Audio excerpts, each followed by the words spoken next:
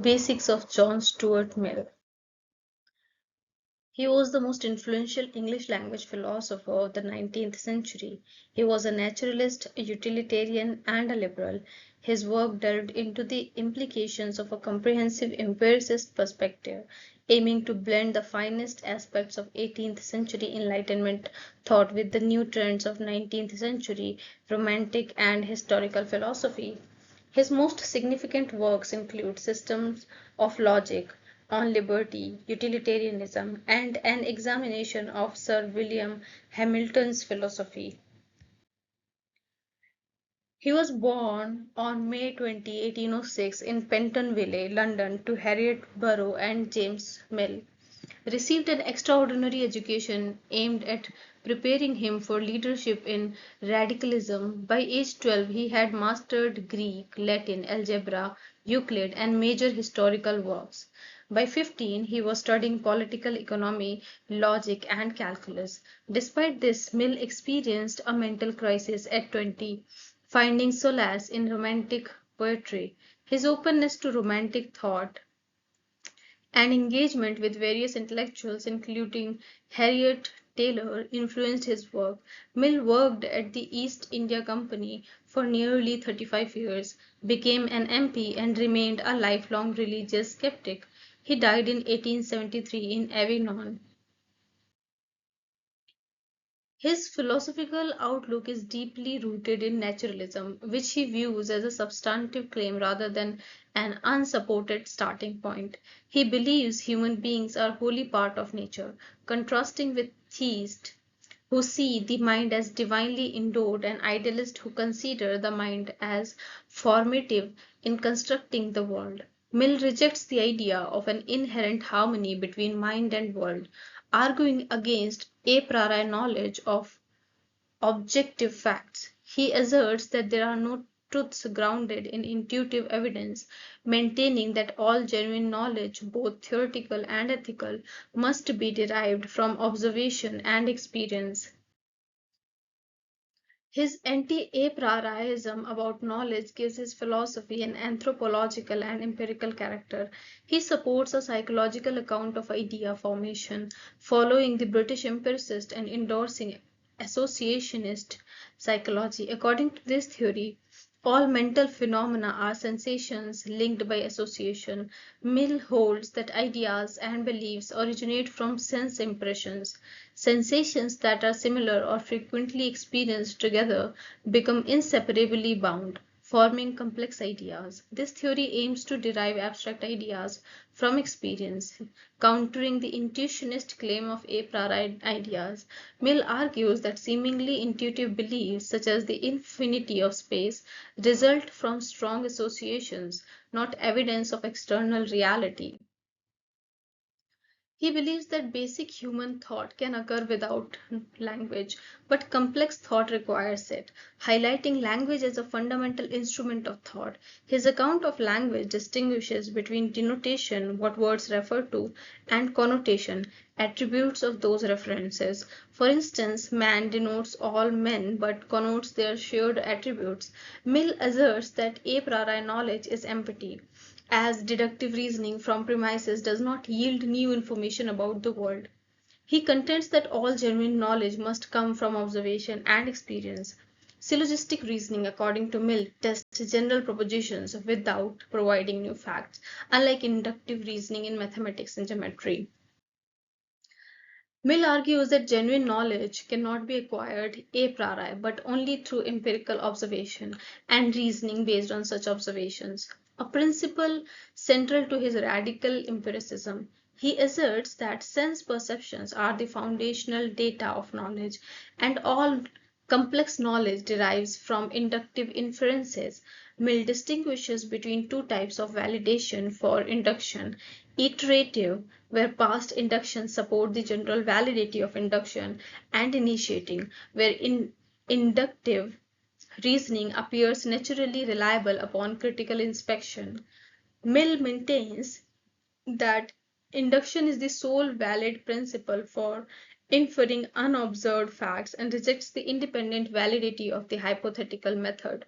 emphasizing empirical validation over mere explanatory power. Mill asserts that all genuine inferential knowledge is justified by enumerative induction, which is the foundation of his logic. He believes scientific reasoning refines this basic inductive process through reflective self examination. Mill identifies four key methods of induction: agreement, difference, residues, and concomitant variations, each helping isolate causes and reveal natural laws. Despite recognizing the provisional nature of inductive results, he maintains that science uncovers the true structure of the world, supporting a realist orientation. Mill's naturalism posits that rational laws are learned through practice. Though his understanding of scientific history relied heavily on secondary sources and contributions from others. Mill argues that all genuine knowledge, including that in geometry and arithmetic, is ultimately inductive. Despite the deductive practice in mathematics, Mill asserts that the strength of any inference depends on its inductive basis. He contends that mathematical propositions assert genuine facts derived from empirical observations. Arithmetic and geometric truths are established by generalizing from specific instances and idealizations of real-world observations. Mill's empiricism extends to mathematics, rejecting a priori knowledge and necessary truths. He views mathematical objects as properties of aggregates and limit cases of real-world objects, emphasizing the empirical basis of all knowledge. Mill's naturalism posits that humans and their minds are part of nature and governed by causal laws. His associationist psychology highlights mental processes shaped by experiences and culture, differing from his predecessors by emphasizing spontaneity and the world directed nature of thought.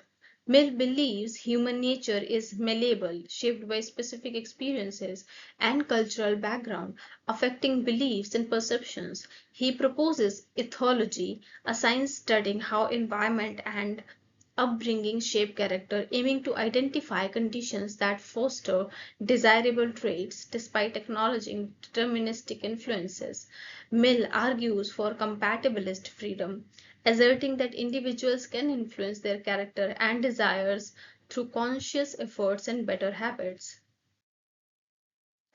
Mill argues that what seems like direct observation is largely inference.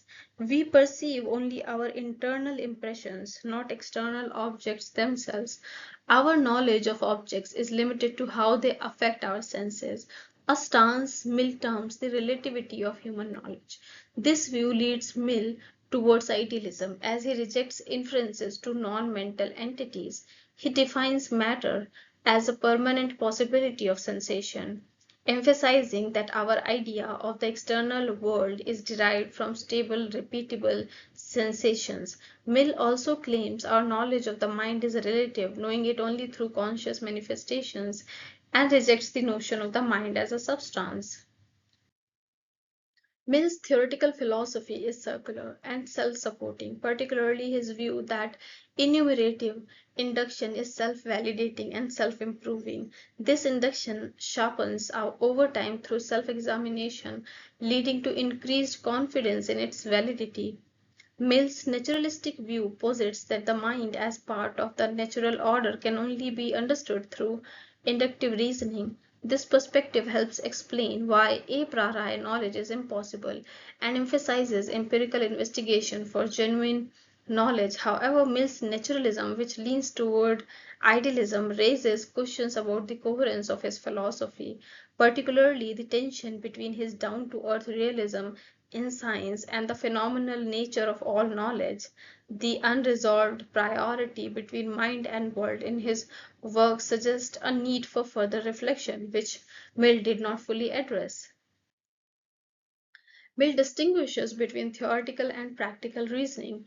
Theoretical reasoning concerns what to believe, guided by enumerative induction, while practical reasoning concerns how to act, guided by the principle of utility. This principle states that actions should promote the happiness of mankind.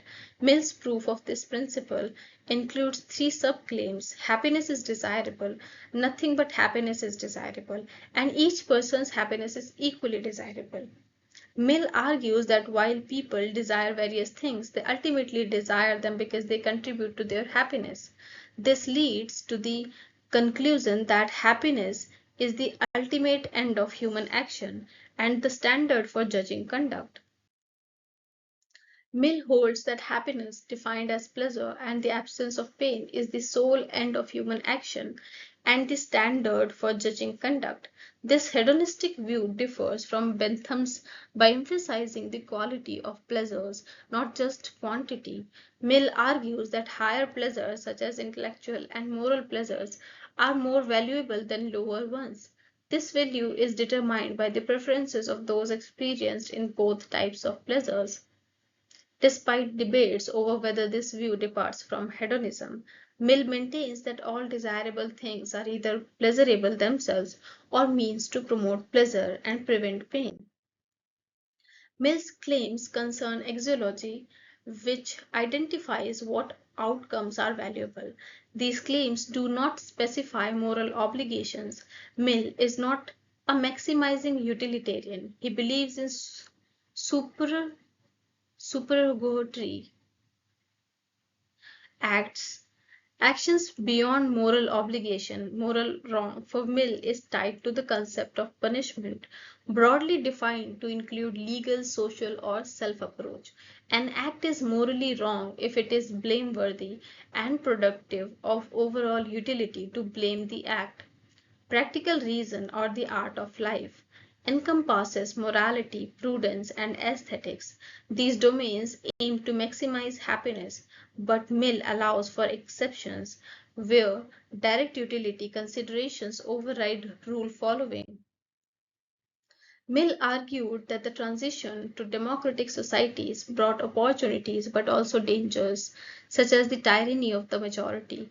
This tyranny could manifest through legislative restrictions or social pressure, threatening individual freedom and promoting conformism. In On Liberty, Mill introduces the principle that interference with individual liberty is justified only for self protection, a claim grounded in utilitarianism. Mill's advocacy for freedom of thought and discussion, detailed in Chapter 2, contends that any opinion, whether true, false, or partially true, should not be suppressed. Open discussion aids in discovering and maintaining truth, preventing beliefs from becoming mere rote recitations. Mill's argument for individuality in On Liberty is twofold. Individuals need freedom to develop their character, and society benefits from this freedom. Mill likens human nature to a tree that must grow freely according to its inner forces, arguing that diverse ways of living are essential for personal and social flourishing. This freedom prevents stifling conformism and promotes happiness. Society too benefits from varied experiments of living, driving progress and preventing stagnation. Mill advocates the harm principle, allowing interference only to prevent harm to others, and warns against social coercion that threatens personal freedom and self expression. Thank you.